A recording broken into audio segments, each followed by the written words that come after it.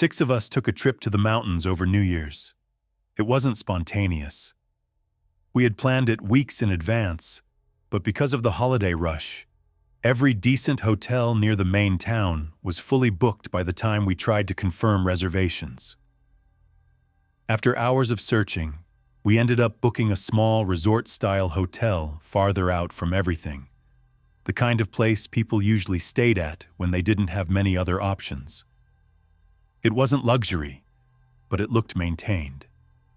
3 floors, long hallways, surrounded by trees and darkness on all sides.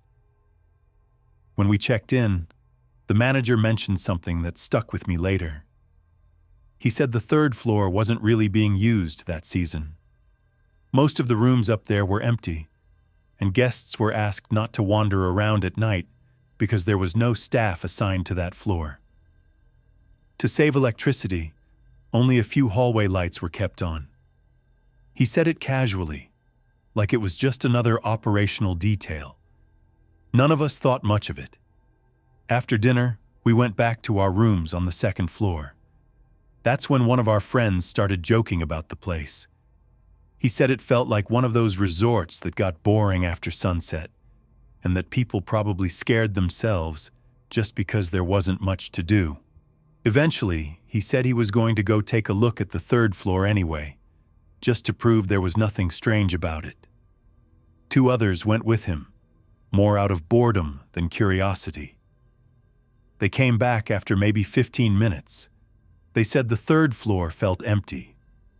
Most of the rooms were locked, and the hallway lights were dimmer than downstairs. No sounds, no people, nothing out of place. They laughed about it and told us we were overthinking things. We didn't argue. Later that night, after the lights were off, one of my friends suddenly sat up in bed and said he felt something moving near the beds. He sounded confused more than scared. None of us were fully awake. We told him he was probably dreaming and to go back to sleep. For a few minutes, everything was quiet again. That's when I felt it. A slow, steady pressure on the blanket, like someone was gently pulling it downward. Not yanking, not shaking, just enough to be noticeable. I told my friend to stop messing around. That's when both of them said they felt it too. I turned on the room light. The fear on their faces told me this wasn't a joke. Almost immediately after that, we heard screaming from the next room. We ran over without thinking. They told us they'd felt the same thing. One of them, the friend who had gone to the 3rd floor earlier, said that while he was half awake, he saw something standing in the room. At first he thought it was farther away, near the wall, but the longer he looked, the harder it was to tell how close it actually was. It didn't move. It didn't need to. And then he heard it.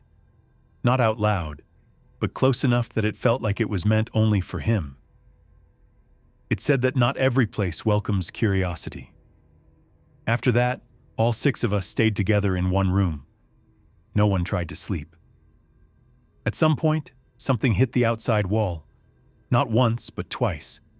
A dull impact, followed by a slow scraping sound, like something dragging along the surface. We didn't open the curtains. We didn't look outside. The noises stopped sometime before morning. At first, we didn't realize they had stopped. We were too tense, too focused on listening for the next sound. It wasn't until the room felt unnaturally quiet that we noticed the absence. None of us slept. We just sat there, watching the dim light slowly shift as the night passed. When the front desk called later in the morning to check on us, it felt strange hearing a normal voice again. We told them we were checking out early. We didn't explain much over the phone. While we were packing, no one spoke. Even the friend who usually joked through everything stayed quiet, sitting on the edge of the bed with his head down. At the desk, we told the manager what had happened. He listened without interrupting. When we finished, he nodded slowly, like he'd heard it before. He didn't apologize. He didn't ask questions. He just repeated that they preferred guests not to spend time on the third floor, especially at night. As we walked out, I looked back at the building. The third-floor hallway lights were still on. Dim, uneven, unchanged. We didn't talk about it on the drive home, and afterward, no one ever suggested going back there, not even as a joke.